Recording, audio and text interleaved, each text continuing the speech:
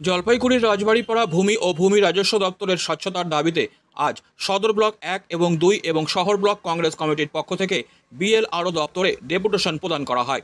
সংগঠনের পক্ষ থেকে একাধিক গুরুত্বপূর্ণ দাবি জানানো হয়েছে।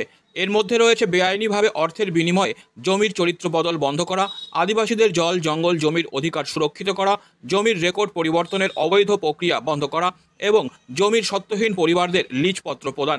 এছাড়াও বিএলআরও দপ্তরে দালাল রাজ বন্ধ করার দাবি জানানো হয়েছে। জেলা কংগ্রেস সভাপতি পিনাকি সেনগুপ্ত বলেন, ভূমি দপ্তরে দুর্নীতি এবং দালালদের দৌরাত্ম্য বন্ধ করতে হবে। সাধারণ মানুষের জমির অধিকার সুরক্ষিত করতে সরকারকে দ্রুত পদক্ষেপ নিতে হবে। এদিনের ডেপুটেশনে কংগ্রেস নেতৃত্ব তাদের দাবি নিয়ে সরব হন এবং জানান, যদি এই দাবিগুলি অগ্রাহ্য করা হয় তবে ভবিষ্যতে বৃহত্তর আন্দোলনে নামা হবে। ডেপুটেশনের সময় কংগ্রেস নেতারা দাবি করেন, সাধারণ মানুষের জমি রক্ষার এই লড়াইয়ে প্রশাসনকে দ্রুত কার্যকর ভূমিকা নিতে হবে। আপনারা সবাই জানি যে বিএলআরও অফিসগুলি সত্যি সত্যি একটা ঘুঘুর ভাষা হিসাবে পরিণত হয়েছে।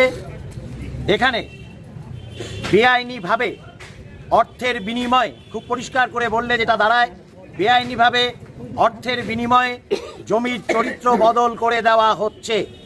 জলাজমি বুঝে ফেলা হচ্ছে, যেগুলি জলাজমি হিসেবে চিহ্নিত ছিল সেগুলিকে অন্য কোনো রকমভাবে দেখিয়ে সেখানে নানা রকমভাবে প্রশ্রয় দিয়ে সরকারি ক্ষেত্রে এবং সরকারি তরফের যারা অফিসাররা আছেন তাদের মাধ্যমে বেআইনিভাবে এই কাজগুলি চলছে। জলপাইগুড়ি শহরে যেরকম এর উদাহরণ আছে, ঠিক সেরকমভাবে আশেপাশের সমস্ত গ্রামাঞ্চলে এর উদাহরণ আমরা দেখতে পাচ্ছি।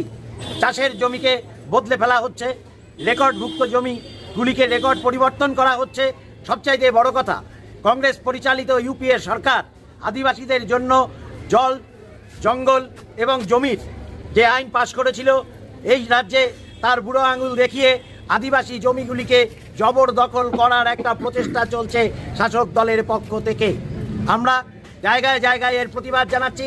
আমরা এখন বিএলআরওর কাছে লিখিতভাবে এই ডেপুটেশন দেব এবং আশা করব উনি 7 দিনের মধ্যে আমাদেরকে জানাবেন যে কোথায় এরকম ধরনের কোনো ঘটনা আদৌ ঘটেছে কিনা। না ঘটলে আমরা প্রদেশ কংগ্রেসের নির্দেশিত পথে আরটিআই করে আইনের আশ্রয় নেব যে গত 10 বছরে এই বাংলার এই জলপাইগুড়ি জেলায় কোন কোন জমি কিভাবে খতিয়ানভুক্ত হলো, কিভাবে সেগুলির চরিত্র বদল হলো, এগুলি জানতে চাইব।